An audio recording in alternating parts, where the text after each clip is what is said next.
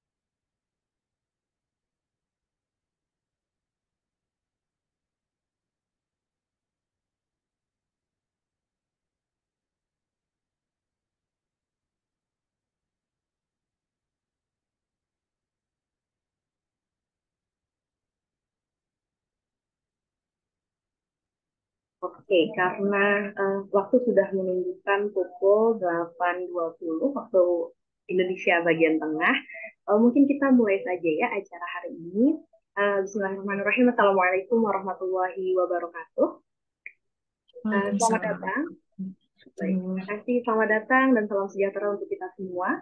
Sebelumnya terima kasih saya ucapkan kepada pemateri kita yang sudah hadir dari tadi dan selamat datang juga.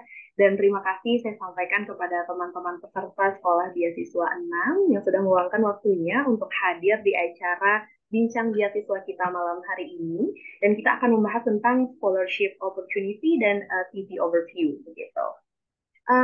Namun sebelum itu, mungkin teman-teman sebelum agar berjalannya acara ini lebih kondusif lagi, mungkin teman-teman boleh mengaktifkan kameranya dan memastikan agar ya speakernya teman-teman udah termute gitu ya, biar acara kita lebih kondusif lagi. Seperti itu.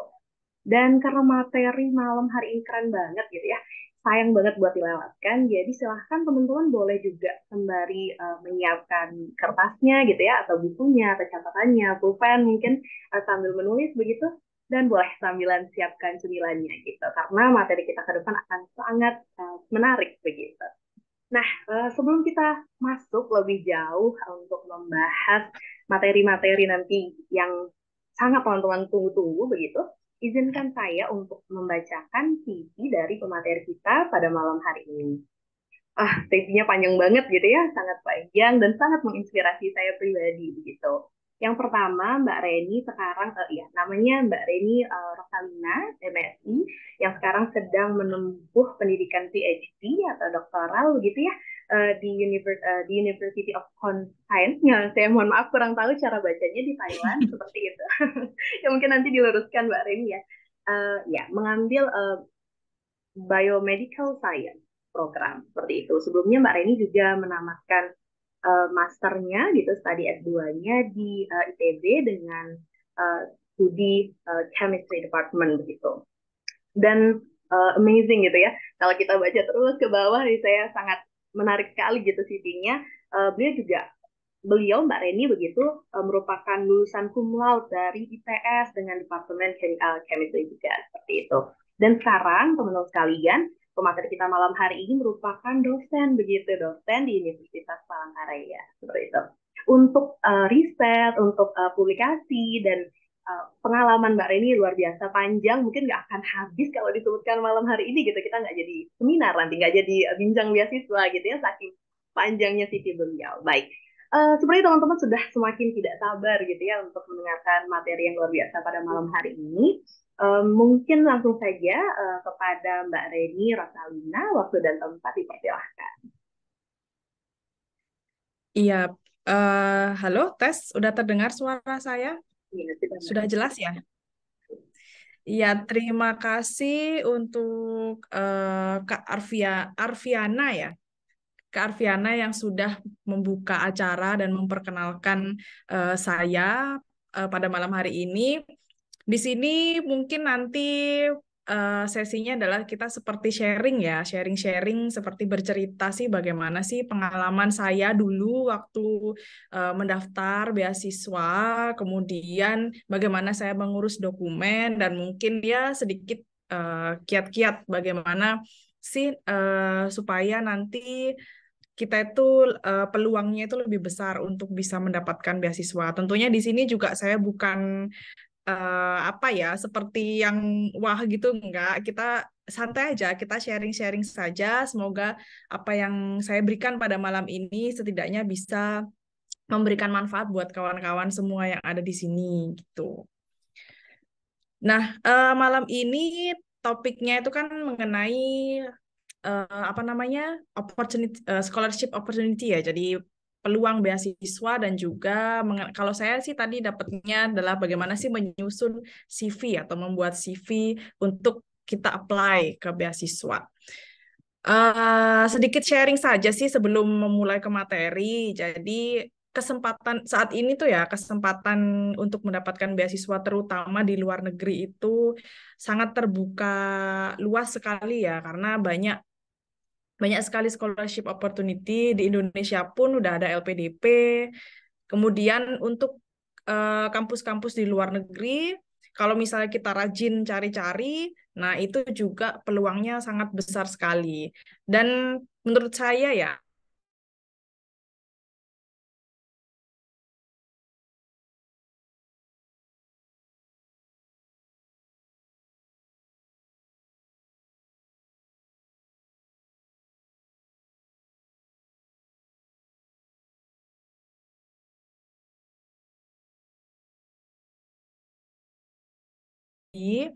nah itu saya ada pertama itu apply di Thailand itu skemanya adalah RGJ. RGJ itu Royal Golden Jubilee, jadi beasiswa dari kerajaan.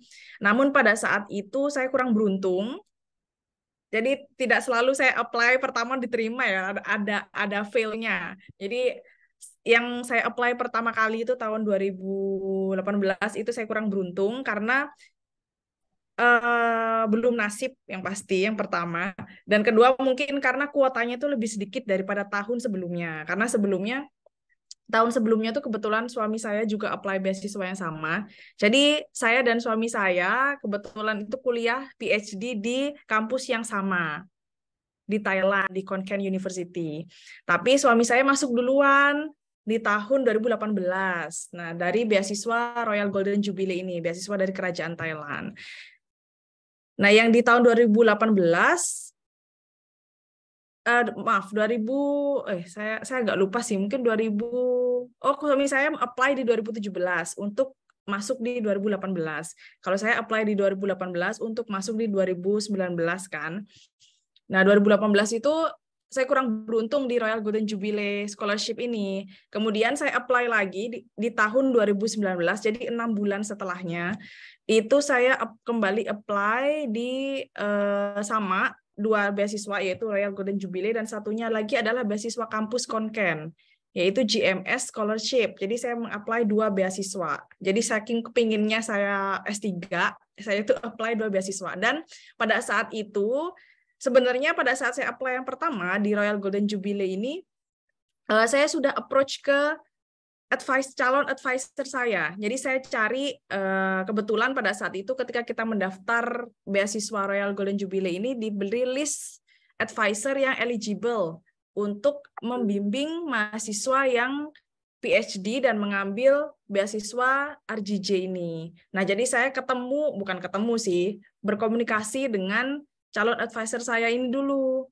Saya approach beliau, kirimkan email, perkenalkan nama saya, kemudian ketertarikan saya, risetnya apa, kemudian apa yang pernah saya kerjakan. Nah, itu. Kemudian gayung bersambut jadinya. Calon advisor saya ini meng-email saya untuk wawancara waktu itu langsung. Jadi wawancara via Skype. Jadi kami ngobrol di situ mungkin sekitar lama waktu hampir 1 jam lebih sepertinya. Kemudian beliau menyuruh saya membuat langsung study plan-nya seperti apa, berbentuk esai, jadi study plan, kemudian profil saya seperti apa, itu langsung disuruh membuat seperti itu. Dan akhirnya beliau menerima saya sebagai calon anak bimbingnya, dan hingga di beasiswa yang kedua saya tidak ganti advisor. Saya beasiswa yang berikutnya itu yang saya daftar setelah saya gagal, saya nggak ganti advisor, saya tetap dengan beliau. Kemudian saya disarankan untuk mengapply 2 beasiswa. Nah, pada saat itu sebenarnya saya ambil jurusan farmasi karena beliau adalah orang farmasi, tapi disarankan kemudian pindah ke biomedical science karena beliau juga advisor di bawah biomedical science. Nah, kemudian setelah itu tembus yang kedua, tapi bukan beasiswa RGJ, tapi yang di GMS. Jadi di salah satu ini saya dapat di beasiswa dari kampus. Nah, itu jadi hikmahnya adalah jangan putus asa, meskipun yang pertama itu gagal, coba lagi yang kedua gitu. Coba lagi kesempatan berikutnya. Dan kalau ada opportunity untuk mendaftar lebih dari 1 beasiswa, ya sudah, daftar saja dua-duanya. Kalau bisa 3 daftar semua di tahun yang sama. Itu nggak masalah, karena kita tidak tahu jalan kita itu yang ada dari beasiswa yang mana sih. Gitu. Walaupun di beasiswa yang saya dapat itu adalah jumlah monthly expense-nya atau uang bulanannya itu lebih kecil gitu daripada yang saya daftarkan yang di RGJ itu, tapi tidak masalah gitu. Berarti memang rezeki kita ada di situ. Jadi jangan putus asa ketika kita fail di satu beasiswa, coba lagi yang lain. Kalau tidak tahun ini, tahun depan. Sebenarnya saya tahun pertama gagal, coba lagi di tahun berikutnya, akhirnya berhasil gitu. Dan akhirnya saya bisa kuliah bersama dengan suami saya di prodi yang sama juga, walaupun berbeda pembimbing gitu. Jadi suatu pengalaman yang bagi saya itu sangat berkesan sekali ya dalam hidup gitu kan. Seneng ya sekolah bersama suami gitu, yang kalau kita stres ada temannya gitu, daripada kita stres sendirian gitu kan.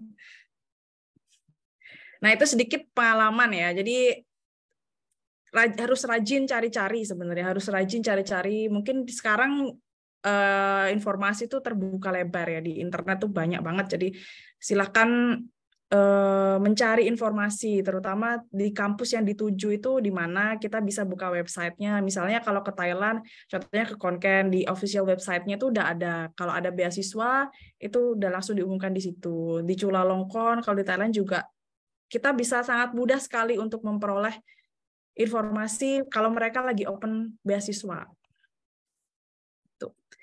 Baik, kemarin saya dapat ini ya, saya share screen, saya izin share screen dulu ya. Nah, mengenai salah satu dokumen yang cukup penting ketika kita akan mengapply beasiswa. Nah, contoh seperti yang saya sudah saya ceritakan tadi, bahwa begitu saya mengapproach calon advisor saya, beliau langsung menyuruh saya membuat seperti profil saya harus membuat esai yang menceritakan tentang profil saya. Itu saya buat sampai 2 halaman kalau nggak salah. Menceritakan ya tentang diri saya.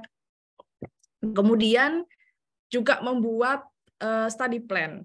Nah, study plan ini saya ingin melakukan apa, kemudian riset yang pernah saya lakukan itu apa.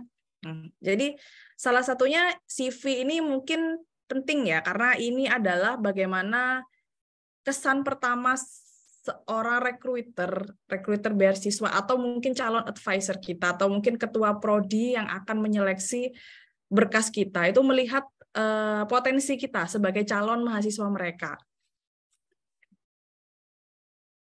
Nah, menurut saya ya, karena ini sharing ya, kurikulum vitae atau CV yang kita buat untuk beasiswa itu kalau saya melihatnya itu sedikit berbeda ketika kita membuat CV untuk melamar pekerjaan.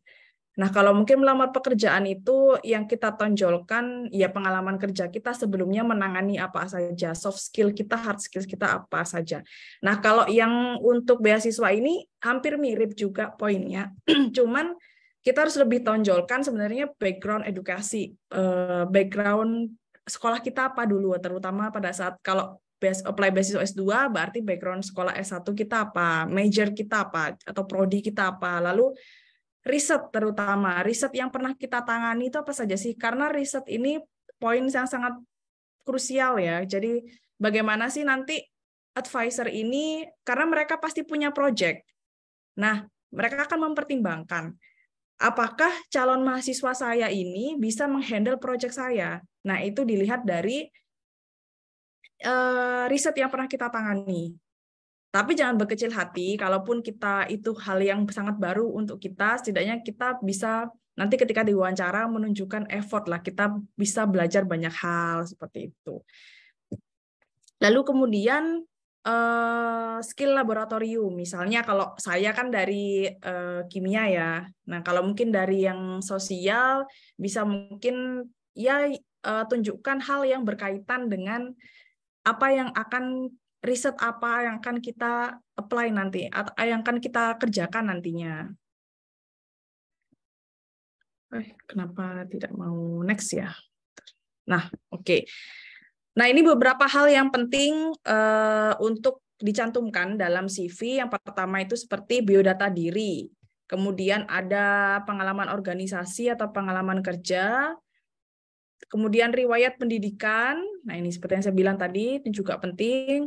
Kemudian ada publikasi atau karya ilmiah yang pernah kita tulis dan kita publikasikan. Lalu prestasi, ada kemampuan atau skill, dan referensi. Referensi ini orang yang merekomendasikan kita. Nah, ini nanti berkaitan juga dengan biasanya kalau salah satu lagi dokumen beasiswa itu ada yang namanya surat rekomendasi. Nah, surat rekomendasi inilah yang ini yang adalah orang yang mungkin pernah bekerja dengan kita, misalnya pembimbing pada saat S1, atau mungkin pembimbing pada saat S2, atau mungkin dosen wali. Nah, itu bisa juga orang yang bisa memberikan rekomendasi. Nah, kita bahas satu-satu. Contohnya di sini ada biodata diri, bisa foto, nama, tempat tanggal lahir, nomor telepon, alamat email, kemudian tempat tinggalnya di mana. Lalu riwayat pendidikan. Nah, riwayat pendidikan ini tidak perlu dari TK ya. Hanya misalnya kalau kita mau daftar S2 bisa dicantumkan saja S1, SMA atau SMP. Sampai SMP saja. Kemudian kalau beasiswa kita mau daftar jenjang S3 bisa S2, S1 sampai SMA atau mungkin SMP-nya juga boleh disebutkan. Atau juga bisa menambahkan pendidikan non formal yang pernah diikuti. Misalnya kalau ada pernah ikut training atau apa, itu bisa dicantumkan. Nah, kemudian ada pengalaman organisasi. Nah, pengalaman organisasi ini pilih yang tidak perlu, mungkin kita waktu S1 atau mungkin SMA itu banyak sekali ikut organisasi misalnya. Nah, tapi ini pilih saja yang tidak harus semua dicantumkan.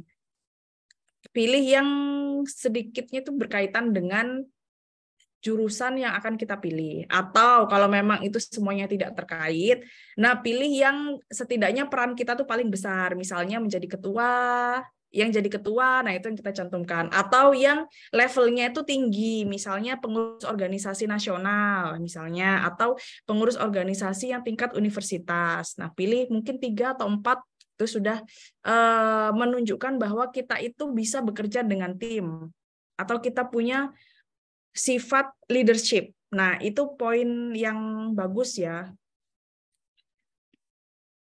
Lalu riwayat pekerjaan, kalau mungkin ada yang pernah bekerja seperti saya kan sebelum saya S3 itu saya jadi dosen juga. Nah, itu boleh dicantumkan. Nah, selanjutnya ada kemampuan atau personal skill. Ini opsional ya. Maksudnya apa yang ingin dicantumkan itu terserah. Kalau saya, karena saya ini orang sains dan mendaftarnya itu di jurusan sains, maka saya menonjolkan ya skill laboratorium saya. Saya pernah risetnya apa. Kemudian saya bisa pegang instrumen apa saja. Kemudian software analisis yang biasa saya pakai itu apa. Nah, seperti itu. Nah, ini yang soft skill ini bisa sebenarnya sudah tercermin dari pengalaman organisasi tadi. Jadi tidak perlu, menurut saya ya, tidak perlu mendeskripsikan misalnya saya bisa bekerja dalam tim. Saya tidak perlu, karena kalau misalnya kita sudah mencantumkan kita pernah ikut organisasi, nah itu sudah mencerminkan kerja tim dan leadership. Nah, kemudian publikasi. Publikasi ini jadi ini juga ya, seperti pertimbangan juga, tapi bukan berarti harus ada publikasi. Kalau memang belum ada, ya tidak apa-apa. Atau setidaknya kalau belum ada paper, bisa seminar. Nah, hasil-hasil seminar seperti itu bisa dicantumkan. Mengapa publikasi ini penting atau menjadi pertimbangan? Karena nanti kalau kita kuliah di luar negeri, output-nya itu tidak hanya buku atau buku tesis atau buku disertasi, tapi itu adalah publikasi. Mereka itu lebih cenderung harus bisa menghasilkan publikasi atau karya ilmiah. Jadi kalau kita sudah pernah ada satu aja publikasi misalnya, nah itu mereka berpikir, oh calon mahasiswa saya ini ternyata bisa menulis. Setidaknya punya dasar untuk, oh ternyata punya publikasi dan berarti dia ini bisa menulis artikel ilmiah yang baik karena sudah ada publikasinya. Selanjutnya, nah prestasi. Prestasi ini nggak hanya prestasi akademis ya, boleh kalau punya prestasi di non-akademis itu cantumkan saja. Saya singkat-singkat aja, nanti akan saya beri contoh yang di CV yang dulu saya pakai ketika saya apply beasiswa. Nah ini contohnya. Nah, untuk format CV ini kalau sekarang ini sangat banyak sekali ya modelnya, sampai yang cantik, sampai yang estetik itu ada. Tinggal buka website itu banyak banget. Cuman kalau karena ini tuh kita mendaftar beasiswa itu kan formal ya ini. Jadi sebisa mungkin CV-nya itu ya format yang formal, jangan format yang informal. Format informal tuh contohnya yang gimana ya, yang ada gambar-gambarnya gitu misalnya. Kalau bisa tuh sesimpel mungkin. Dan karena orang tuh ingin mengetahui sebenarnya ya diri kita gitu dari CV itu, bukan sebagus apa format CV-nya. Nah, kalau bisa yang simple tapi di situ informatif, kemudian tidak membingungkan juga ini ya. Nah, contohnya yang seperti ini cukup bagus. Jadi tidak terlalu banyak ornamen, simple, kemudian diberi part-part. Part-part ini artinya yang pertama yang di paling atas itu adalah personal information atau biodata diri yang paling atas. Sekilas, terus kemudian ada profile di sini itu seperti summary ya, kalau kita bilang summary profile kita, di sini menjelaskan secara garis besar kita ini siapa, seperti contohnya saya adalah, misalnya kalau saya ya, berarti saya adalah dosen di, kalau waktu itu, karena saya waktu itu sebagai dosen ya, dosen di bidang kimia dengan riset ini saya tertarik penelitian mengenai bahan alam dan pengembangan obat gitu misalnya. Nah, ya seperti itulah. Tergantung nanti kawan-kawan di sini bidangnya apa. Lalu part selanjutnya ini education atau pendidikan. Lalu ada part research experience. Jadi per part-part ini orang akan mudah membaca. Kemudian ada menyebutkan tahunnya. Bentar, pointer saya mana ya? Nah, kemudian juga disebutkan range tahunnya, range tahun. Jadi jangan hanya tahun sekian, misalnya 2012 gitu, tapi harus range tahunnya kalau untuk pendidikan. Lalu pengalaman riset. Nah, pengalaman riset ini bisa dimulai dari saat riset kita S1, di situ bisa dituliskan. Nah, lalu ini terakhir ada reference, yaitu cantumkan perekomendasi. Nah, ini kalau di sini bilangnya biar makin meningkatkan kredibilitas ya, karena perekomendasi ini kan seperti seseorang yang mengenal kita, kemudian dia itu seolah ya merekomendasikan ini loh, orang ini tuh memang memiliki potensi yang bagus, seperti itulah. Nah, perekomendasi ini seperti saya bilang tadi bisa advisor kita pada saat S1, dosen wali, atau dosen yang pernah mengajar kita itu juga tidak apa-apa. Nah, biasanya kalau untuk beasiswa minimal tuh dua perekomendasi. Nah, kalau misalnya kita mendaftar S3, kalau saya pilihnya advisor S1 dengan advisor S2. Jadi di kampus, karena saya di kampus yang berbeda kan S1 dengan S2. Nah, itu lebih seperti lebih apa ya, karena orang yang di kampus yang berbeda jadi lebih bagus lah gitu. Kalau saya waktu dulu tuh saya mengirim tiga perekomendasi. Yang pertama itu advisor S1 saya, yang kedua itu adalah Kaprodi jurusan waktu S1, kemudian yang ketiga adalah advisor waktu S2.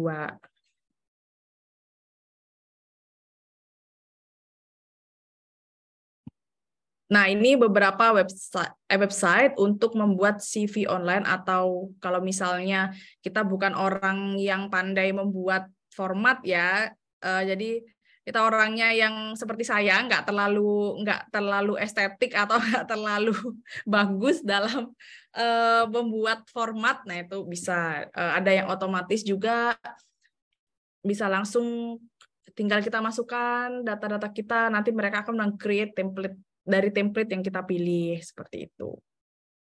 Oke, langsung saja bisa saya kasih contohnya ya untuk yang sebentar. Ini saya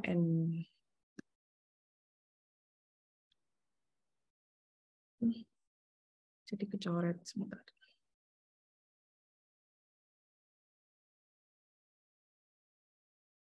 Oke.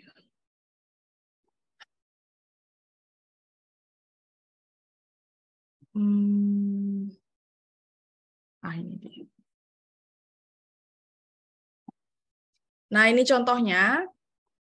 Ini benar-benar CV yang bisa dilihat nama filenya kelihatan. Ini benar-benar CV yang saya waktu itu pakai untuk mendaftar beasiswa. Jadi di sini bisa dilihat update-nya itu hanya sampai tahun 2019.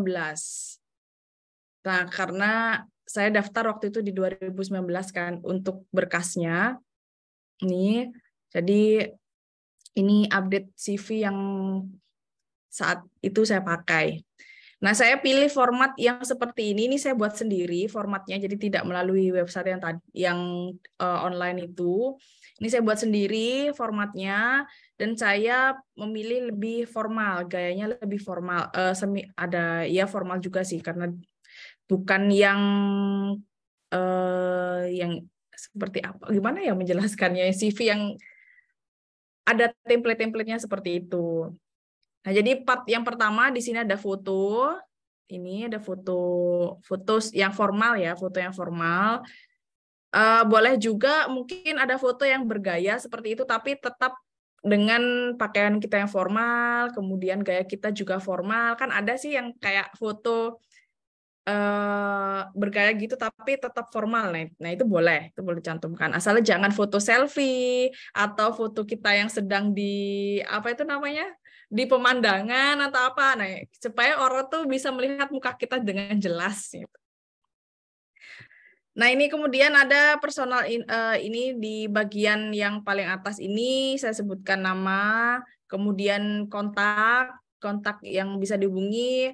Nah, jangan lupa kode area ya, karena kita akan mendaftar di luar negeri. Mungkin kadang kita lupa nulis 08. Nah, kan ya kita nggak tahu di mana kita orang ini kok dihubungin 0 gitu. Jadi pakai kode area. Lalu email kita yang sering kita buka ya, yang aktif gitu. Dan kalau bisa mungkin ini sebenarnya hal yang kadang dianggap remeh tapi penting. Nama email jangan pakai nama yang alay, maksudnya. Kadang kan ada tuh nama email yang mungkin karena itu sudah dipakai lama gitu, jadi malas ganti email, tapi ya namanya itu tidak formal. Contohnya kayak ada, ya pokoknya sebutkan baik atau bikin email baru lah. Email yang formal ada setidaknya ada nama kita gitu. Nah, ini karena sepakai angka, karena Reni Rosalina udah banyak yang pakai, mungkin nama saya pasaran, jadi saya tambahkan angka di belakangnya. 91 ini seperti tanggal lahir saya lah gitu. Tapi setidaknya nama ini lebih formal lah karena ada nama kita di situ. Lalu alamat, sebutkan alamat yang lengkap, misalnya domisilinya, karena bisa jadi nanti mungkin ada yang ingin kirim misalnya LOE atau apapun itu, dokumen yang penting. Nah, karena kan ya walaupun zaman sekarang semuanya online, kadang kita butuh hard file-nya. Kayak seperti saya dulu, LOE itu benar akan memang dikirim dalam bentuk hard file-nya, print out-nya, karena nanti akan kita gunakan untuk apply visa LOE itu. Jadi cantumkan alamat yang lengkap. Terus kemudian di sini baru personal information. Kalau ini terserah sih, misalnya mau cuma foto aja di sini itu boleh, bisa juga. Kemudian personal information baru sebutkan nama, nomor telepon, segala macam. Nah, ini hanya sekedar estetika saja. Terus di sini ada jenis kelamin, kemudian nationality, boleh juga menyebutkan religion kita. Karena kan di LN kan tidak semuanya Muslim ya, ada yang Kristen, ada yang Buddha, gitu. Terutama kalau kita mau ke negara-negara yang Islam itu minoritas, nah itu kita boleh menyebutkan religion kita. Nah, ini juga menurut saya penting ya, supaya mungkin advisor kita atau calon kaprodi kita itu tahu kalau kita itu Muslim. Seperti itu. Nanti mereka akan menyesuaikan. Kadang ini pengalaman juga sih. Saya karena kan saya ke negara minoritas ya. Jadi karena tahu saya Muslim, jadi advisor saya atau teman-teman saya itu lebih care. Kayak misalnya mereka tahu Muslim itu tidak ada makanan tertentu yang tidak boleh dimakan. Nah, jadi mereka itu lebih care kalau kita lagi makan-makan. Kamu boleh nggak makan ini gitu. Boleh nggak makan ini gitu. Kalau nggak boleh, mereka akan pesan yang lain di mana kita tuh bisa makan. Nah, itu contoh hal kecil. Mereka perlu tahu religion kita. Terus ditanya kalau jam segini kamu ada waktu pray nggak gitu, ada waktu sholat nggak gitu. Kalau misalnya ada waktu sholat, oh berarti kita mundurin dikit waktu ininya, misalnya meetingnya gitu. Itu hal kecil tapi itu impact. Kemudian marital status juga boleh ditulis, apakah kita sudah menikah atau belum, itu boleh. Lalu poin yang kedua adalah education. Riwayat pendidikan. Nah, di sini jelaskan range-nya kapan. Mulai dari yang paling akhir ya, yang tahun paling baru. Jadi kita lulus S2, ini adalah S2 saya tahun 2013 sampai 2015. Nah, di sini sebutkan prodinya, levelnya apa. Misalnya ini S2 berarti Master of Science. Sebutkan juga gelar yang kita dapat dari situ. Terus departemennya apa? Chemistry Department. Terus kampus kita apa? Institut Teknologi Bandung.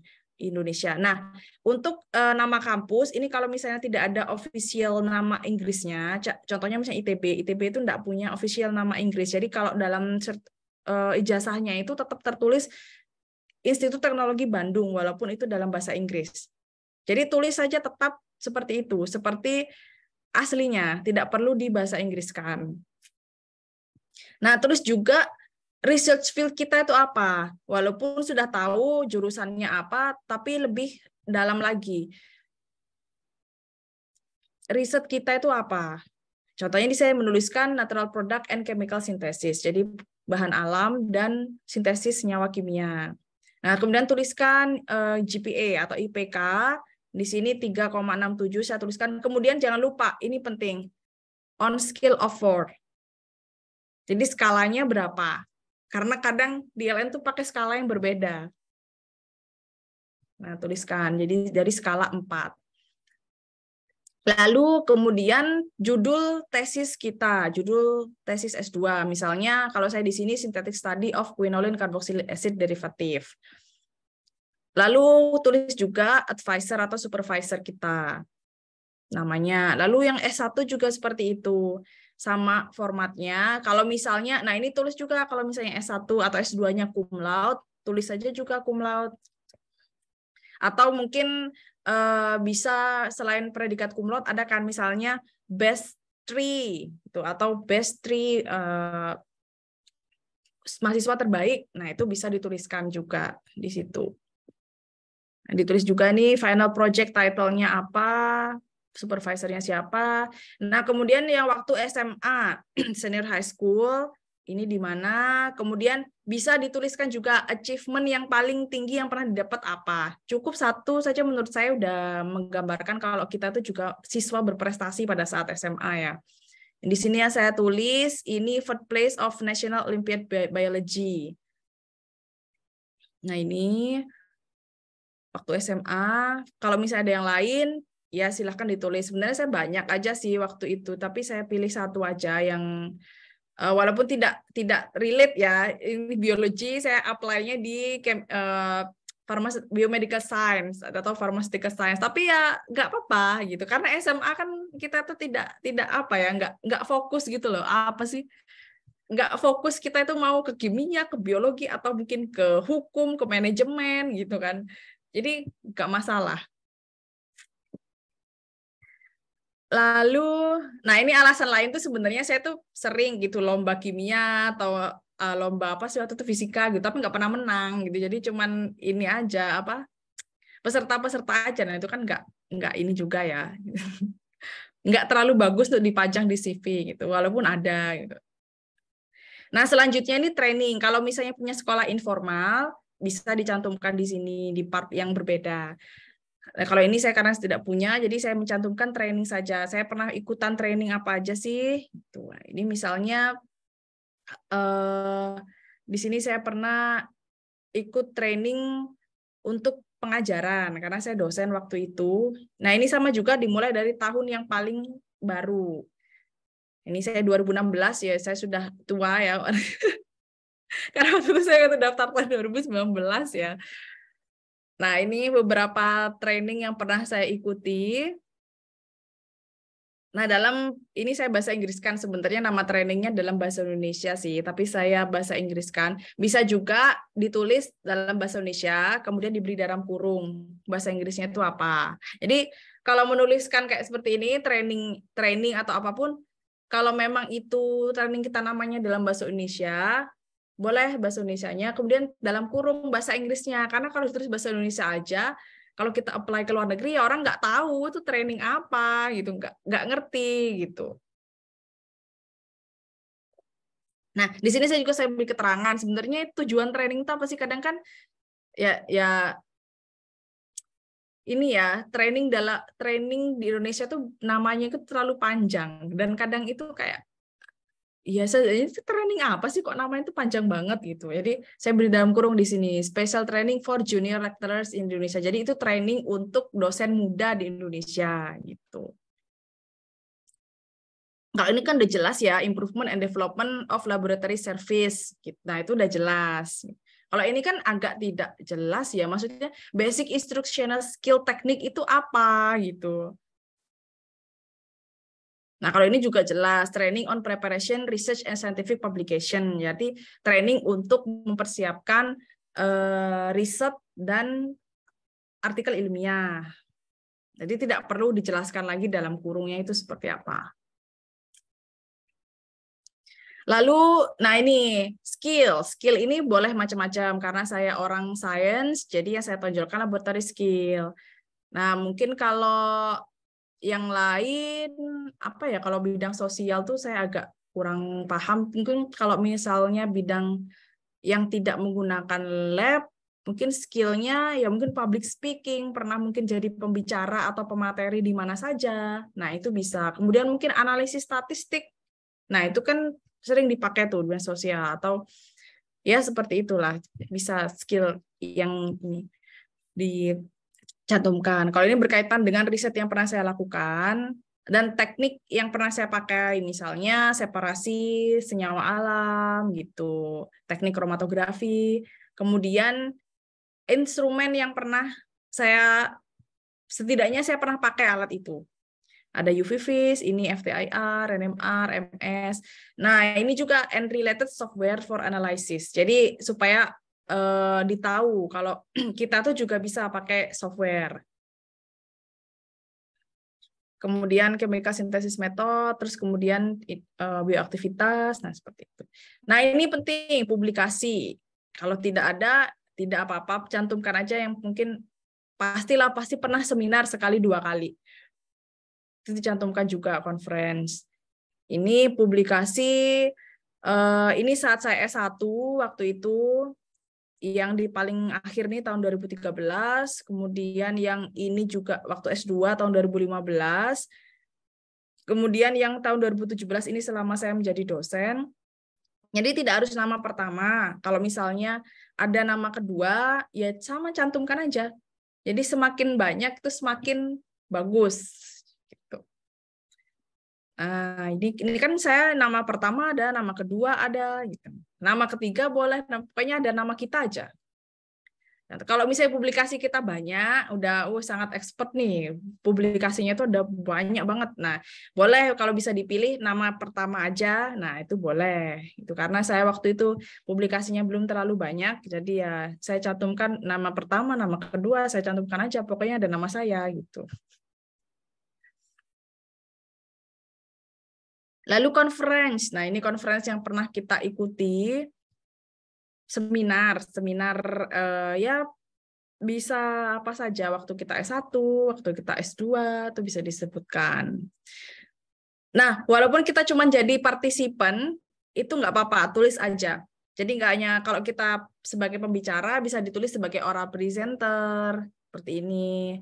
Nah, kalau misalnya kita sebagai partisipan, nggak apa-apa, tulis aja participant on apa, seminar apa, gitu. Nah, ini kan juga saya beberapa kan partisipan, beberapa presenter gitu. Nah, kemudian scholarship yang pernah saya dapat.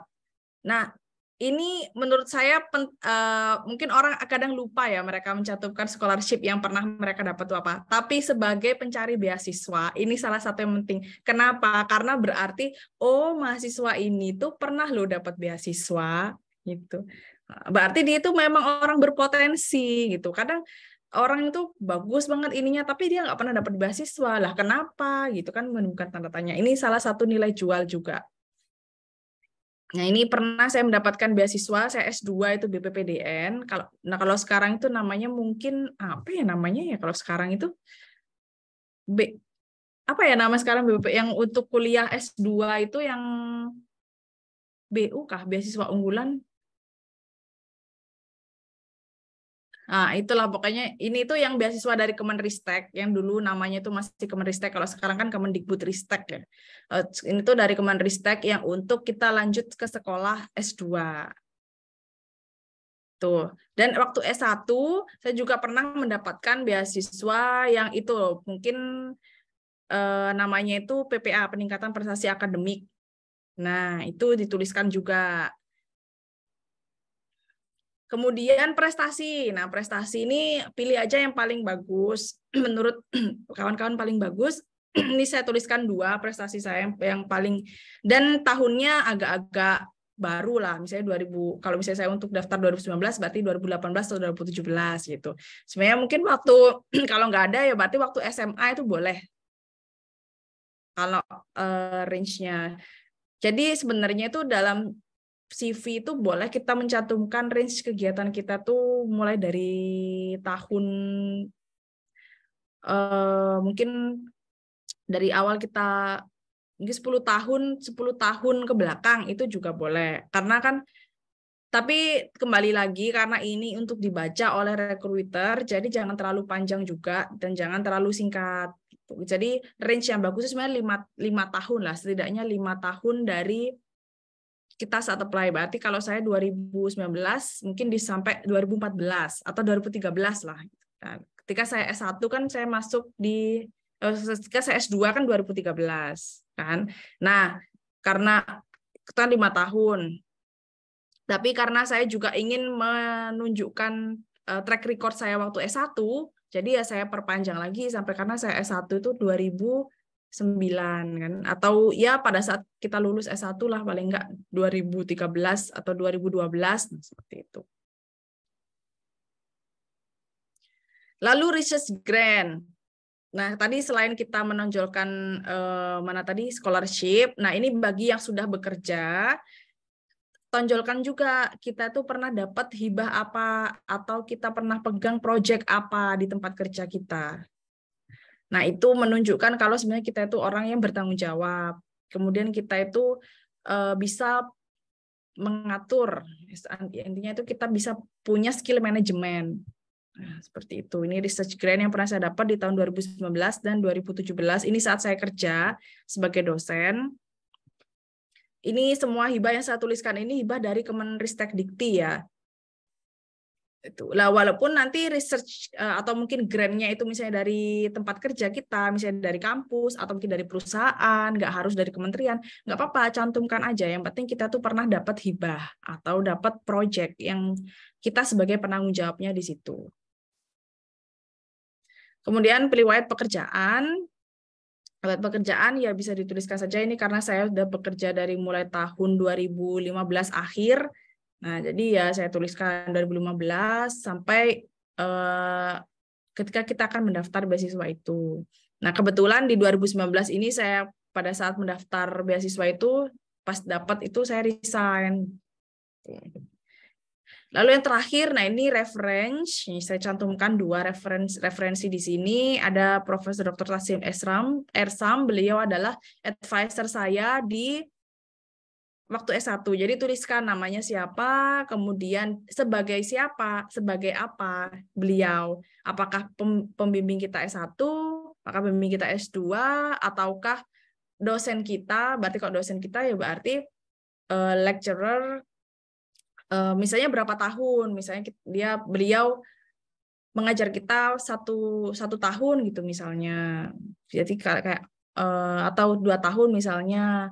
Jadi kayak 2 tahun mengajar kami sebagai dosen gitu. Di sini ada yang ini sama, ini advisor saya juga waktu S2. Nah, ini jadi total CV saya itu ada 4 halaman. Nah, sebenarnya template CV seperti ini bisa multifungsi. Multifungsi itu artinya kalau misalnya saya mau update CV, ya gampang saja. Saya tinggal nambahin aja 1 tabel di bawahnya. Misalnya contohnya training, saya ada training baru nih tahun 2019, 2020, 21, 22, tinggal ditambahin aja di atasnya sini. Nah, di atasnya. Kemudian laboratory skill juga kalau misalnya kita ada skill baru tinggal ditambahin di bawahnya gitu. Publikasi juga ini kan. Jadi ini tuh sebenarnya di sini adalah tabel kalau bisa dilihat. Nah, ini formatnya adalah format tabel. Nah, itulah mengapa saya pilih format seperti ini karena tidak ribet. Jadi tinggal ditambah atasnya diupdate terus. Karena CV itu harus update ya. Misalnya tujuannya itu tidak hanya untuk kita apply beasiswa ini. Nanti kalau misalnya kita ada butuh orang yang kita ini nih contohnya nih udah jadi pembicara atau mungkin kita mau apply pekerjaan. Nah, itu butuh CV, itu harus update, tinggal diupdate saja. Jadi kita tidak menghabiskan banyak waktu untuk mereformat lagi CV kita.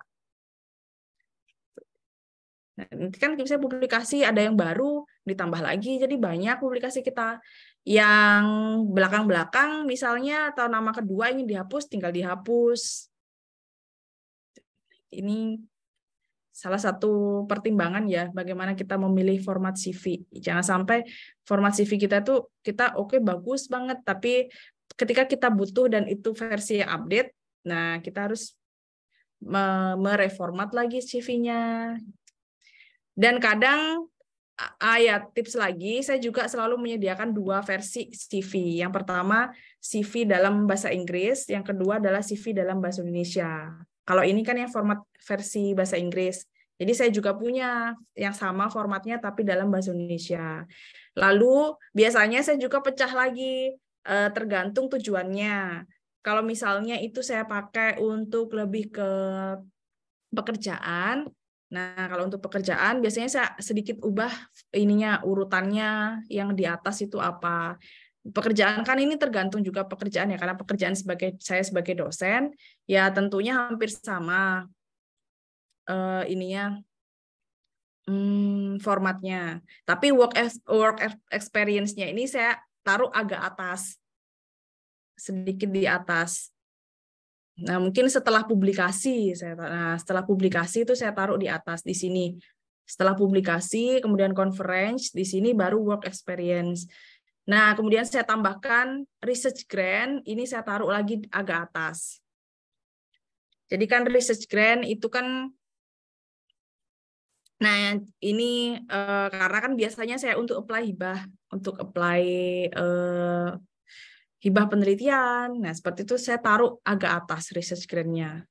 Supaya dia membaca dulu, oh saya track record saya di hibah itu apa sih gitu. Nah, kalau untuk achievement, kemudian yang untuk scholarship, nah itu saya mundurkan di part yang agak bawah. Jadi CV itu dinamis ya, nggak harus susunannya seperti ini, nggak sesuaikan dengan kebutuhan. Oke, mungkin itu saja dari saya. Mungkin bisa dilanjutkan di sesi diskusi ya nanti kalau misalnya ada yang ingin ditanyakan. Walaupun saya mungkin tidak sempurna menjawabnya, hanya jawab sesuai pengalaman saya, ya, tapi semoga ada manfaatnya lah. Oke, saya kembalikan ke moderator. Oke, baik. Terima kasih banyak Mbak Reni pemaparannya. Luar biasa ya, sangat membuka insight begitu bagaimana cara kita membuat CV, begitu bagaimana CV yang baik, dan tadi ada tips dan triknya begitu. Mungkin bagi teman-teman yang sudah memiliki pertanyaan, Bapak Ibu mungkin ya boleh mungkin raise hand nanti dipilih begitu, dan boleh juga untuk menuliskan begitu pertanyaannya di kolom komentar.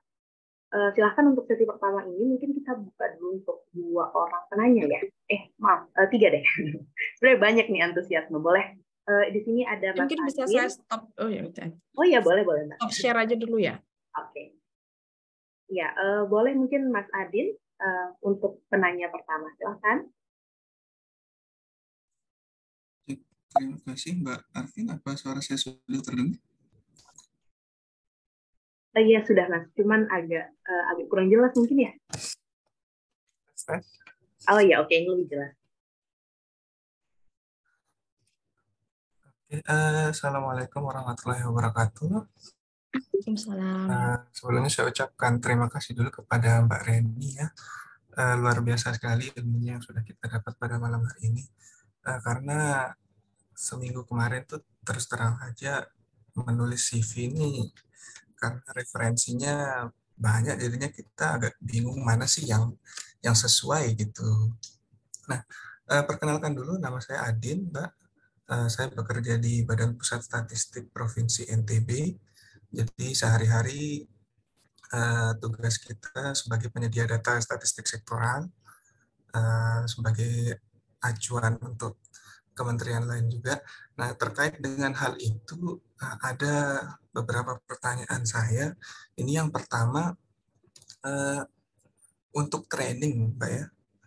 Jadi di kantor saya ini itu setiap data statistik yang dihasilkan, biasanya itu kan setahun itu ada 2 periode gitu ya. Nah, setiap periode itu pasti diawali dengan suatu survei gitu. Nah, ketika survei ini akan dilaksanakan, tentunya harus di training dulu gitu kan. Nah, apakah training itu termasuk juga dalam training yang kita masukkan ke dalam CV gitu? Contohnya seperti ini. Ketika akan dikeluarkan apa ya, angka kemiskinan gitu, kita ada survei namanya survei sosial ekonomi nasional.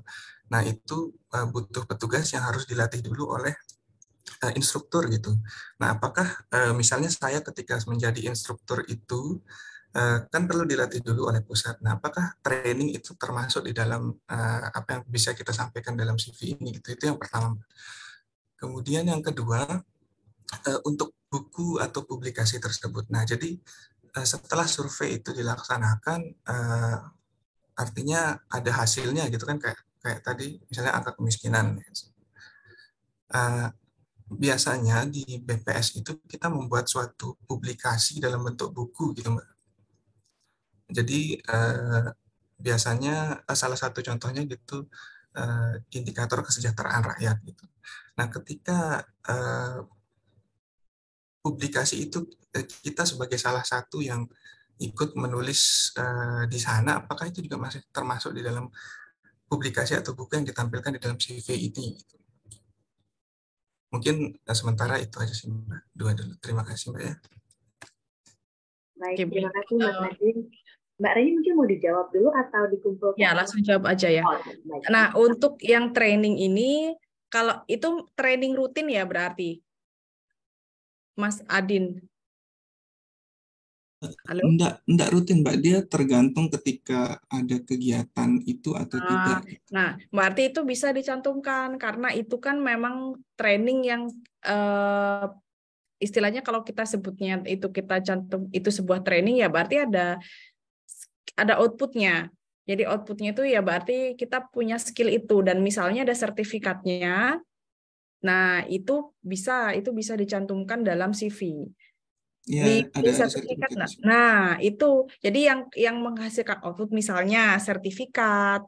Nah, itu bisa dicantumkan dalam training. Kalau misalnya training itu misalnya memang training rutin dan misalnya tidak menghasilkan sertifikat yang memang itu training seperti tadi misalnya memang itu misalnya setiap bulan itu tuh diadakan training dan tidak ada sertifikatnya ya kemungkinan itu susah ya untuk dimasukkan ke CV karena outputnya itu tidak ada bukti bahwa kita punya skill itu. Tapi kalau ada sertifikatnya, nah itu bisa dicantumkan dalam CV. Kemudian yang kedua mengenai buku. Nah, sebenarnya buku ini kalau misalnya kita mau cantumkan dalam CV itu kan ada kriterianya ya. Misalnya buku itu tuh memang dipublikasikan baik itu secara online ataupun itu merupakan buku cetak yang ber-ISBN. Nah, itu disebut dengan publikasi dalam bentuk buku.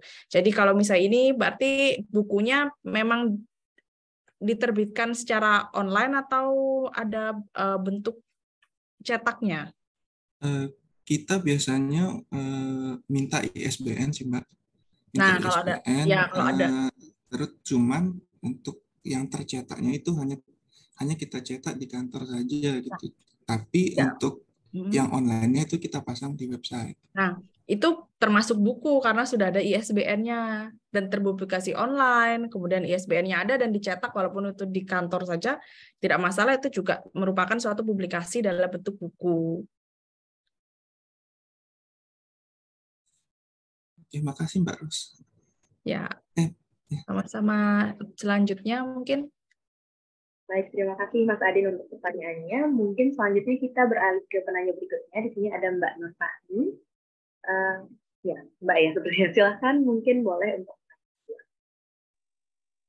Baik, terima kasih Mbak atas kesempatannya. Sebelumnya saya juga mau mengucapkan terima kasih kepada Mbak Reni untuk ilmunya. Masya Allah, saya mendapat pencerahan yang banyak sekali malam ini. Nah, ada beberapa pertanyaan yang ingin saya tanyakan, yaitu tentang publikasi yang pertama. Apakah ada atau tidaknya publikasi yang kita miliki mempengaruhi CV yang kita punya? Jika iya, bagaimana cara kita menyesuaikan jika kita tidak pernah melakukan publikasi sama sekali? Kemudian selanjutnya tentang research grant.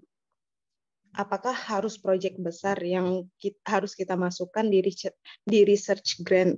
Apakah boleh menambahkan seperti proyek yang pernah kita buat waktu S1 atau proyek kelompok, atau apakah kita bisa menambahkan kontribusi kita sebagai kepanitiaan pada bagian research grant? Mungkin itu saja, Mbak. Terima kasih. Baik, terima kasih banyak Mbak Nur Fahmi. Mungkin silahkan boleh dijawab Mbak. Oke, untuk pertanyaan pertama yang mengenai publikasi ya, bagaimana kalau tidak punya publikasi? Ya udah nggak apa-apa. Berarti untuk tidak perlu disediakan kolom publikasi. Nah, sebenarnya publikasi ini banyak bentuknya, bisa dalam bentuk paper ataupun conference ya. Conference pernah seminar enggak? Seminar yang ini presentasi di seminar. Belum pernah, Mbak. Belum pernah. Publikasi juga. Nah, jadi tidak apa-apa. Jadi kita tampilkan juga padanya. Kalau memang belum ada publikasi, berarti tidak perlu ditampilkan publikasi. Sebenarnya sedikit menolong kalau ada conference. Jadi pernah seminar menyampaikan oral presentasi. Nah, seperti itu. Nah, bisa juga triknya itu di-up di yang lain. Jadi poinnya yang dinilai itu bukan dinilai sih, maksudnya dia itu kan banyak ya, tidak hanya publikasi, tapi juga banyak hal yang lain yang bisa kita angkat. Nah, contohnya mungkin dari segi prestasi, kalau mungkin ada prestasi sebelumnya yang pernah diraih, nah itu bisa ditonjolkan di situ. Jadi kalau kita kekurangan di satu hal, di publikasi, tonjolkan di yang lain. Contohnya mungkin bisa menambah di pengalaman organisasinya, bisa ditambah di prestasinya gitu, atau mungkin pernah ikut training. Ya tadi tuh ditambahkan saja yang agak banyak di situ. Itu nggak masalah. Karena itu memang keadaan yang real ya. Kita tidak bisa misalnya memasukkan kalau publikasi kita apa tidak ada. Atau mungkin pernah penulis buku? Belum pernah, Mbak. Nah, ya nggak apa-apa. Berarti ya sudah, tulis apa adanya, tonjolkan di part yang lain.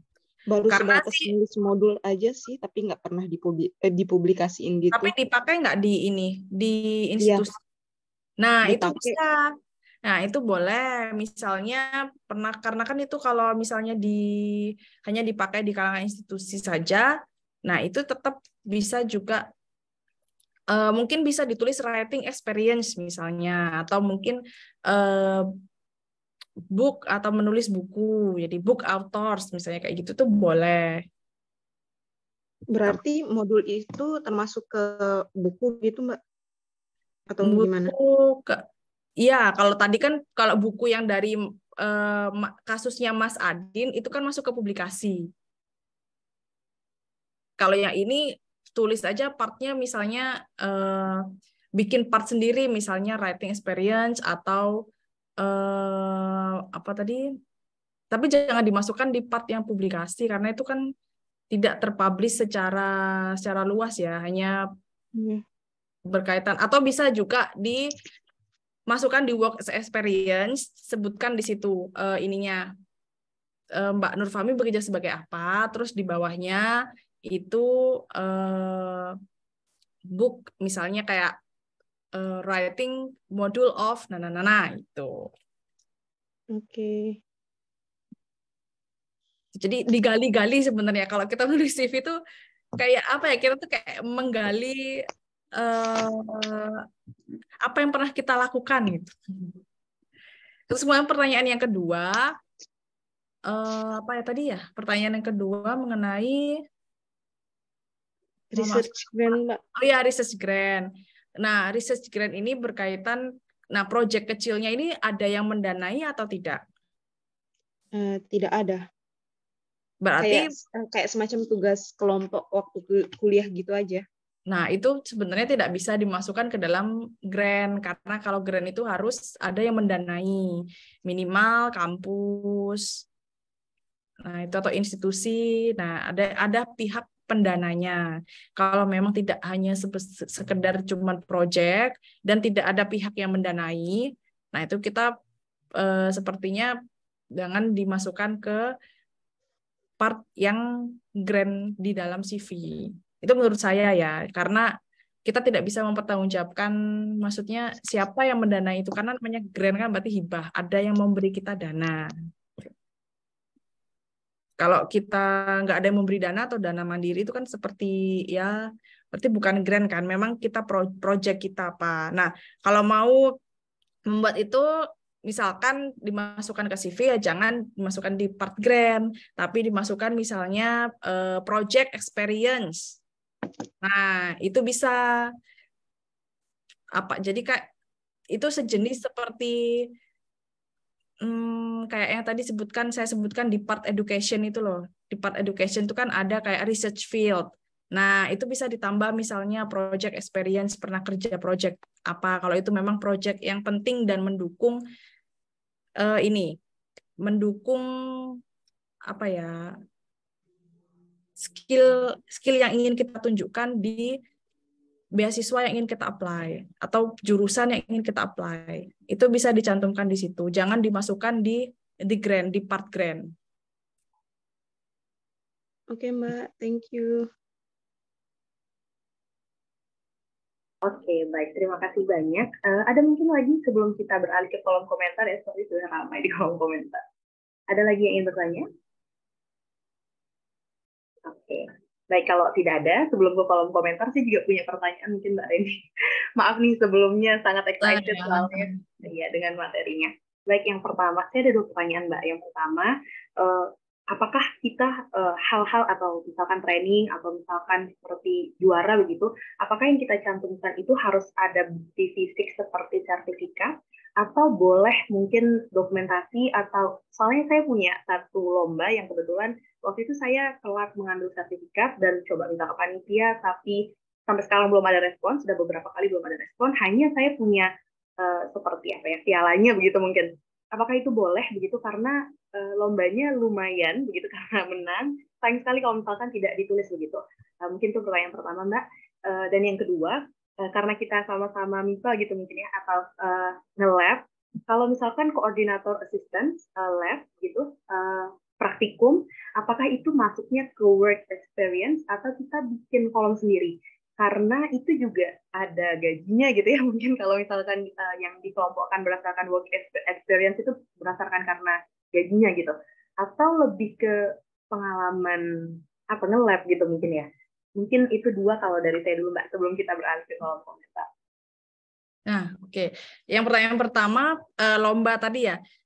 Sebenarnya kalau dalam CV itu ya tidak perlu dicantumkan buktinya ya, hanya ini aja, cuman dia pengalaman kita aja, tidak perlu cantumkan bukti. Nah, kalau memang itu prestasinya itu memang benar, ya dicantumkan saja walaupun sertifikatnya nggak ada, tapi pialanya kan ada, dan itu memang official. Maksudnya official itu kan kalau misalnya seperti olimpiade, lomba, itu kan memang benar diadakan dan ada buktinya. Buktinya itu maksudnya nggak mungkin kan orang itu mengadakan lomba yang nggak ada buktinya. Ya memang itu diselenggarakan misalnya pemerintah daerah misalnya. Nah itu kan udah jelas, jadi ya itu bisa dicantumkan. Kemudian yang kedua tadi mengenai asisten praktikum. Nah itu boleh dicantumkan di work experience, itu juga boleh. Karena itu kan ada gaji, kemudian ya itu salah satu bisa disebut juga experience juga, work experience juga, gitu. Cantumkan aja. Baik, terima kasih banyak Mbak. Ini sangat menjawab kegalauan begitu dalam menulis. Baik, selanjutnya mungkin kita beralih ke kolom komentar nih banyak ininya. Banyak pertanyaan bener Mbak. Kita mulai mungkin dari yang pertama. Di sini ada Mas Zainal Abidin begitu. Mas Zainal Abidin ini bertanya tentang apakah tadi kita udah ngebahas referensi, Mbak, apakah referensi ini sangat berperan penting begitu untuk bisa dilirik mungkin CV kita. Itu mungkin dari Mas Zainal Abidin. Boleh dijawab dulu mungkin Mbak? Nah, referensi ini sebenarnya hanya ini aja sih, hanya mendukung saja sebenarnya. Karena yang penting itu sebenarnya orang membaca CV kita itu lebih pengen tahu sih track record kita selama ini tuh apa. Kalau referensi ini kan sekedar memvalidasi saja kalau kita tuh nggak mengada-ada tentang apa yang kita cantumkan di CV, setidaknya dari orang yang mengenal kita. Jadi kalaupun si recruiter atau calon advisor kita itu ragu dengan CV kita, itu beliau ini bisa menanyakan langsung kepada orang yang kita cantumkan dalam reference. Nah, itulah kenapa dalam setiap dokumen beasiswa itu pasti ada surat rekomendasi. Nah, itu karena ya orang tuh butuh referensi, orang ini bener nggak sih seperti ini, apakah dia punya sisi lain gitu yang tidak dia tunjukkan. Nah, itu akan dikonfirmasi lagi kepada reference, kepada perekomendasi kita. Makanya di situ cantumkan ada email, ada kontak, segala macam. Nah, itu nanti akan lebih detail di surat rekomendasi yang mereka, yang ini, dokumen biasanya mereka kampus itu akan ngasih surat format untuk surat rekomendasi. Nah, itu akan detail banget di sana. Apa yang ingin mereka tanyakan ke reference itu semuanya di situ mereka harus mengisi gitu. Seberapa lama Anda mengenal dengan aplikan, kemudian menurut Anda apakah dia itu orang yang bertanggung jawab, ditanyakan seperti apakah menurut Anda dia bisa bekerja dalam tim, apakah menurut Anda bagaimana track record dia selama ini, riset apa yang dia kerjakan. Nah, itu ditanyakan detail di surat rekomendasi. Nah, ini hubungannya ke situ nanti sih sebenarnya. Jadi, kalau misalnya di format atau di dokumen beasiswa itu tidak memberikan surat rekomendasi, nah calon advisor atau mungkin penyeleksi itu bisa nanyakan ke reference ini, hanya sekedar tuh konfirmasi. Tuh. Jadi kalau bisa ada sih sebenarnya kalau bisa. Karena kan pasti ada lah orang yang mengenal kita. Masa ya setidaknya dosen yang pernah ngajar kita atau mungkin atasan kita juga boleh. Teman juga boleh, teman. Cuman kan kalau hubungannya itu lebih kayak advisor atau ke dosen atau atasan itu kan lebih seperti memvalidasi ya. Kalau teman itu kan kayak ya bisa lah kita minta ya kasihlah baik-baik kita gitu. Kalau misalnya atasan kita kan nggak mungkin kita minta kasihlah Pak saya baik-baik gitu kan agak sungkan gitu. Oke, baik Mbak. Mungkin di sini ada dua pertanyaan yang jenisnya mirip begitu. Bagaimana dari Mas Hatomi pertama dan yang kedua saya ke Mbak Siti Zulfa ya. Di sini bertanya kalau Mas Hatomi itu tentang training di luar jurusan begitu atau tidak sejalan mungkin ya, maksudnya dengan jurusan yang akan diambil begitu. Dan di sini ada Mbak Siti Zulfa juga yang tentang prestasi nasional tapi nggak linear gitu mungkin ya. Apakah akan tetap dicantumkan? Nah, ini opsional sih. Kalau memang ada prestasi lain yang sejalan dengan prodi yang akan kita apply, itu pilih yang lain yang sejalan, yang yang linier. Kalau misalnya ada. Tapi kalaupun tidak ada, nggak apa-apa, cantumkan saja yang itu. Karena kan, ya seperti yang saya bilang tadi, saya SMA pun prestasinya juga nggak linier gitu kan. Nah, jadi ya cantumkan saja, nggak apa-apa. Itu juga salah satu track record kita kan gitu, dan itu memang nyata gitu, kita pernah meraih prestasi itu, jadi cantumkan saja. Tapi kalau misalnya memang ada pilihan yang linier gitu ya cantumkan dulu yang linier. Kalau nggak ada memang hanya satu tuh yang kita punya, nggak apa-apa, yang penting ada. Baik, terima kasih atas jawabannya Mbak. Selanjutnya maaf nih kita gabung aja mungkin pertanyaannya ya. Yang pertama ada yang bertanya tentang menuliskan sebagai autor di buku antologi, apakah boleh dimasukkan ke dalam CV, dan ada yang nanya juga kalau misalkan prestasi dari SMP boleh nggak Mbak? Gitu. Buku antologi. Kayaknya itu buku yang bareng-bareng gitu nulisnya. Salah satu penulis. Ya, kalau nggak salah ya, sepertinya mungkin boleh diperjelas. Buku antologi ini apa? Antologi berarti ilmu apa gitu sebenarnya, karena ada loginya. Iya ya. Oke, mungkin nanti. Oke, buku mengenai buku ini hampir. Buku rampai gitu. Buku apa? Buku rampai Mbak, yang banyak autornya. Jadi tiap-tiap chapter ada penulis gitu. Oh, nggak apa-apa. Tapi itu kan sudah diterbitkan atau setidaknya terbit online. Nah, kalau memang buku itu memang sudah terpublikasi, nah itu bisa dicantumkan walaupun itu penulisnya banyak, ya itu boleh dicantumkan. Misalnya bisa juga ditambahin kayak misalnya part books gitu ya. Kan ada tuh judulnya apa terus kemudian misalnya memang udah ber-ISBN, sebutkan nomor ISBN-nya, kemudian bisa juga ditulis chapternya berapa. Jadi penulis ini chapter keberapa, ditulis misalnya buku, kan penulis dulu tuh biasanya, nama penulis kan banyak, tahun, kemudian judul buku, bisa ditambahkan di situ chapter, misalnya chapter 2 gitu, chapter 2, bisa juga ditulis judulnya, judul chapter 2 itu apa, misalnya chapter 2 bla bla bla bla. Terus kemudian penerbitnya apa, ISBN-nya berapa, misalnya seperti itu. Nah, tetap bisa boleh ditulis. Jadi apapun yang ada nama kita lah, boleh itu tulis aja gitu ya. Sekiranya itu mendukung flexing kita lah bahasa gampangnya. Kan CV itu flexing ya sebenarnya kita. Iya, oke. Terakhir mungkin Mbak, yang tadi tentang pengalaman prestasi ketika SMP. Oh, dan ada satu lagi mungkin terakhir Mbak, maaf, yang tentang menjadi asisten dosen dan pengalaman PKL. Apakah boleh di part of work experience? Tadi sih sebenarnya udah ya kalau. Untuk yang ini tadi ya, apa tadi yang pertanyaan ketiga tadi? Oke, yang tentang prestasi ketika SMP. Nah, ini prestasi ketika SMP itu sebenarnya bisa dituliskan, cuman range-nya berapa tahun ya dari kita mau apply beasiswa ini. Kalau misalnya masih antara 5 atau 7-8 tahun sih masih boleh, karena kan mungkin Mbaknya apply di waktu S1 ke S2 itu kan berarti SMP itu berapa tahun ya? S2 apply S2 S1 ke S2 berarti kan 4 tahun 6, misalnya langsung ya nggak jeda, berarti kan 4 tahun 6 tahun, nah masih 7 tahun, nah itu masih oke gitu. Cuman kalau kayak saya misalnya saya apply S3 gitu kan, jadi saya tuh nggak menonjolkan track record saya itu yang SMA atau SMA aja saya sebutkan cuman satu tadi yang di atas itu pun cuman ya udah sekedar ada aja gitu satu gitu.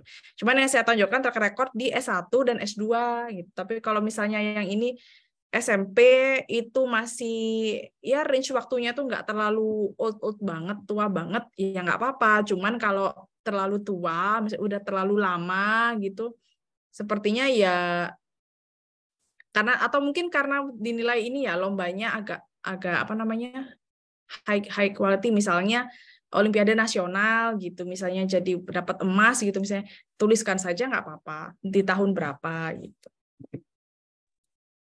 Oke, baik Mbak. Ya, sebenarnya itu ya sudah menjawab juga yang tentang asisten dosen juga di pengalaman PKL. Asisten dosen pengalaman PKL itu bisa masuk work experience. Ya, baik. Terima kasih banyak Mbak. Mungkin sebenarnya sudah nggak ada lagi pertanyaan ya, karena dari tadi sepertinya sudah mungkin ada yang mewakili begitu pertanyaannya, luar biasa antusiasme malam hari ini. Mungkin terakhir Mbak, di sini ada yang meminta untuk template kosong mungkin ya, yang dalam bentuk tabel buat CV. Jika ada mungkin ya seperti request gitu. Ya. Kalau template kosong boleh, nanti bisa saya share. Oke, baik Mbak, terima kasih. Mungkin ada closing statement dari Mbak Reni gitu, Ya, mungkin yang memotivasi teman-teman buat lebih semangat lagi buat daftar beasiswa, mungkin silakan Mbak. Ya, mungkin closing statement-nya adalah jangan berputus asa kalau kita mencari beasiswa. Karena ya namanya kita mengharapkan sesuatu ya, mencari beasiswa itu kan kita mengharapkan sesuatu, kita bisa didanai. Nah, itu jangan putus asa. Karena itu tadi, ketika kita jatuh di satu fase, kita bisa mencoba lagi, coba lagi. Jangan sampai kita, nggak dapet nih gitu. Jangan sampai putus asa. Kemudian hal yang terpenting kedua adalah ini kan karena kaitannya dengan CV ya tadi. Jadi CV itu adalah track record kita selama kita hidup, istilahnya gitu. Track record kita selama kita menempuh pendidikan juga.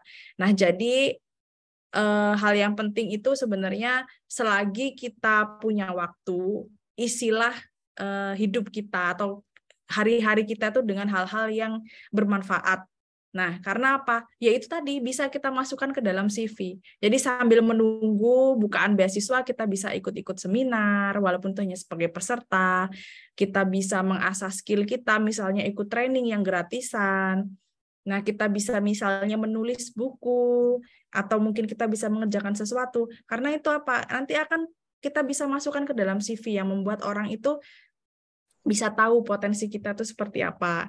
Karena ya itu tadi, CV itu cerminan track record kita. Kalau kita tidak ada hal yang bisa dimasukkan ke CV, ya berarti tercermin gitu loh, hidup kita tuh nggak ngapa-ngapain. Nah kan logikanya seperti itu gitu. Jadi mengisi waktu itu juga penting. Isi waktu dengan hal yang kita harus berpikir, oh ya kita bisa masukkan ke CV. Nah seperti itu, supaya nanti ya CV kita tuh bagus. Kemudian kalau kita butuh, nah seperti ini apply beasiswa. Nah kita sudah punya track record yang bagus selama kita sekolah atau selama hidup yang kita jalani, itu aja. Cuman kalau misalnya pun kalau mungkin dulu kita belum berpikir ke situ, ya mulai sekarang lah. Mari kita bangun hidup kita itu menjadi yang dengan kegiatan-kegiatan yang bermanfaat, baik itu untuk diri kita sendiri, yaitu tadi bisa dimakas ke CV atau untuk orang lain, itu juga penting. Pokoknya tetap semangat, jalan tuh pasti ada, kalau rezekinya itu pasti datang.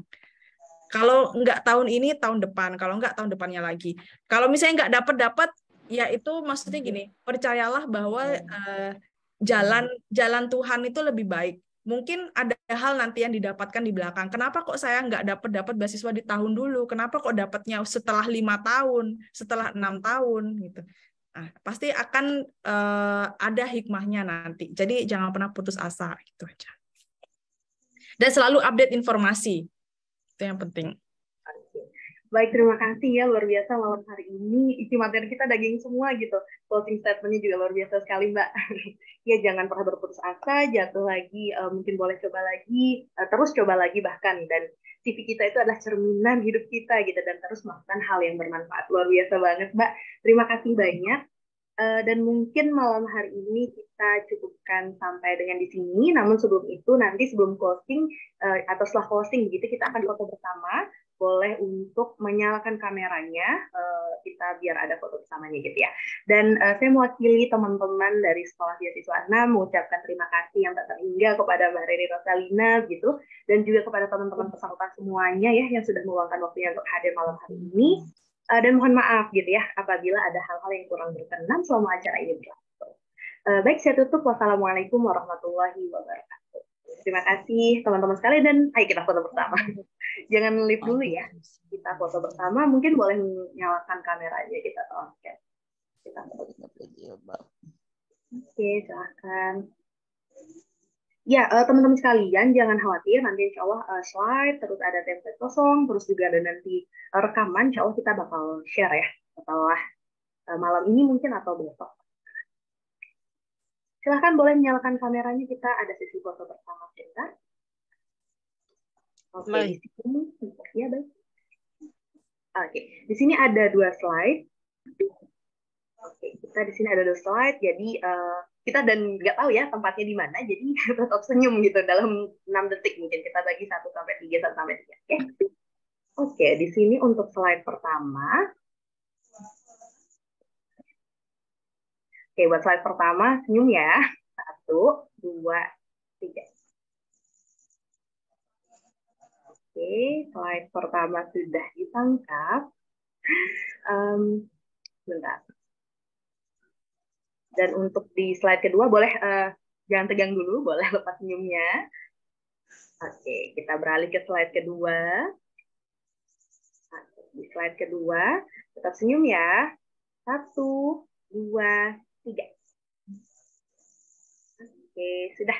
Terima kasih banyak buat malam hari ini, teman-teman semua. Selamat bermalam minggu produktif ya. Jadi terima kasih, boleh meninggalkan room.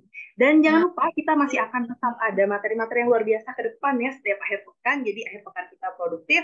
Ditunggu saja update info terbaru tentang apa aja yang bakal di-share pekan depan gitu. Stay tune di grup. Terima kasih. Selamat istirahat teman-teman semua. Terima kasih. Terima kasih. Terima kasih, Kak. Iya, Terima kasih, Kak. terima kasih. Good luck ya buat yang daftar beasiswa.